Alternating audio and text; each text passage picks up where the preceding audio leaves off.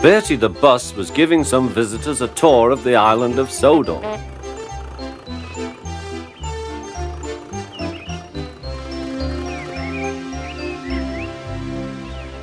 It was their last afternoon, and Edward was preparing to take them to meet Bill and Ben. He found it hard to start the heavy train. "Did you see him straining?" asked Henry. "Positively painful," remarked James. "Just pathetic," grunted Gordon. "He should give up and be preserved before it's too late." "Shut up," burst out Duck. "You're all jealous. Edward's better than any of you." "You're right, Duck," said Boko. "Edward's old, but he'll surprise us all." "I've done it, we're off! I've done it, we're off!" said Edward as he finally puffed out of the station.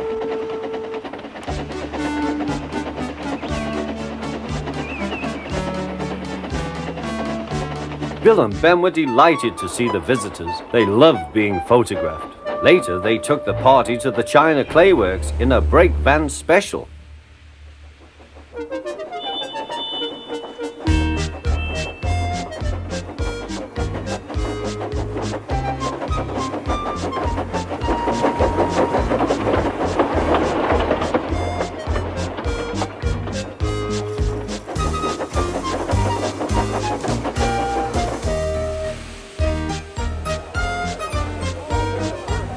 Everyone had a splendid time, and the visitors were most impressed.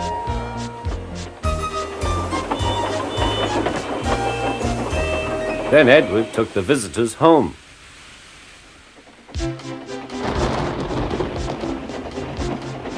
On the way, the weather changed. Wind and rain buffeted Edward. His sanding gear failed, and his fireman rode in front, dropping sand on the rails by hand. Suddenly, Edward's wheels slipped fiercely. With a shrieking crack, something broke. The crew inspected the damage. Repairs took some time. "One of your crank pins broke, Edward," said his driver. "We've taken your side rods off. Now you're like an old-fashioned engine. Can you get these people home?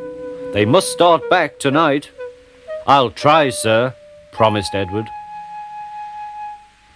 Edward puffed and pulled his hardest, but his wheels kept slipping and he could not start the heavy train. The passengers were anxious. Driver, fireman and conductor went along the train, making adjustments between the coaches. "We've loosened the couplings, Edward. Now you can pick your coaches up one by one, just as you do with freight cars." "That will be much easier," said Edward. "Come on," he puffed, and moved cautiously forward. The first coach moving helped to start the second, and the second helped the third.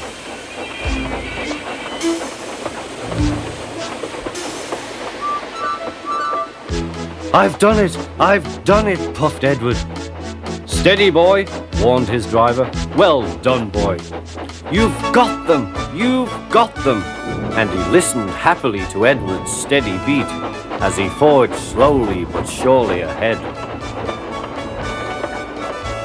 At last, battered, weary, but unbeaten, Edward steamed in. Henry was waiting for the visitors with the special train.